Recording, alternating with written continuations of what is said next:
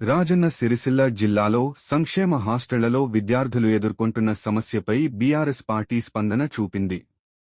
విద్యా సంవత్సరం ప్రారంభమై చాలా కాలం గడిచినప్పటికీ హాస్టళ్లలో నివాసం ఉంటున్న విద్యార్థులకు ప్రభుత్వం ఇప్పటివరకు దుప్పట్లు సరఫరా చేయకపోవడం విమర్శల పాలైంది. తీవ్ర చలితో ఇబ్బందులు పడుతున్న విద్యార్థుల పరిస్థితిని గుర్తించిన BRS working president Kalvakuntla Taraka Ramarao KTR స్వయంగా ముందుకు వచ్చి జిల్లాలోని అన్ని ప్రభుత్వ హాస్టళ్లలో ఉన్న ప్రతి ఒక్క విద్యార్థికి దుప్పట్లు పంపిణీ చేయడం సానుభూతి దృష్టితో చేపట్టిన ముఖ్య చర్యగా భావించవచ్చు. ప్రభుత్వం అందించాల్సిన మౌలిక సదుపాయాల్లో ఇదొకటి కావడంతో ఈ ఆలస్యం విద్యార్థులు, తల్లిదండ్రుల్లో అసంతృప్తి కలిగించిన విషయం తెలిసిందే. ఈ నేపథ్యంలో కేటీఆర్ తీసుకున్న నిర్ణయం విద్యార్థుల ఆరోగ్య భద్రత దృష్ట్యా సమయానుకూల చర్యగా నిలిచింది. బీఆర్ఎస్ పార్టీ విద్యార్థి విభాగం బీఆర్ఎస్వి ఈ కార్యక్రమాన్ని అభినందిస్తూ కేటీఆర్కు ధన్యవాదాలు తెలియజేసింది.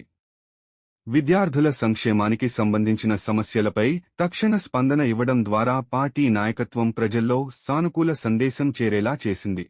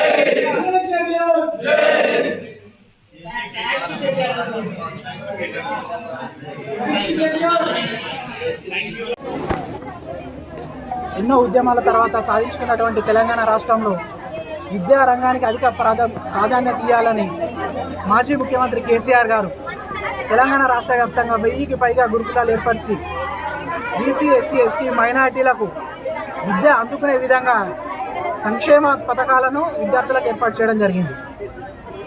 అందులో భాగంగా మొన్న జరిగిన ఎన్నికల్లో మేము ఓటమి చెందినప్పటికీ రాజన్న సిరిసిల్ల జిల్లాలో ఎటువంటి కొరత ఉండదనే ఉద్దేశంతో స్థానిక శాసనసభ్యులు BRS party working president KTR గారు అన్ని సంక్షేమ హాస్టల్లో ఉన్నటువంటి ప్రతి విద్యార్థికి బ్లాంకెట్లను అందజేయడం జరిగింది.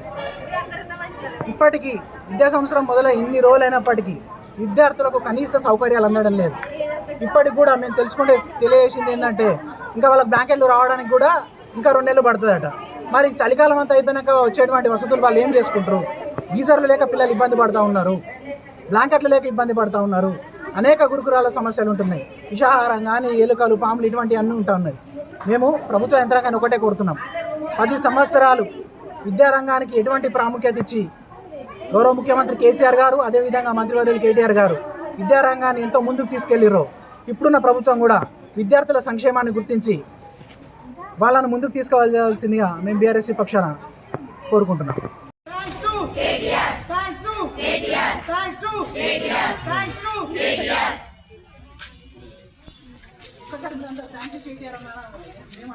సారన్న కూడా అన్నాను.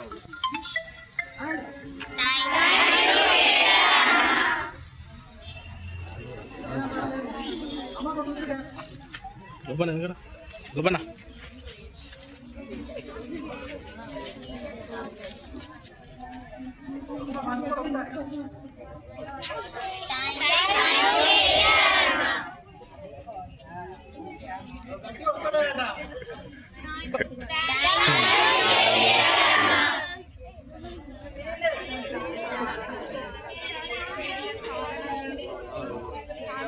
లౌడ్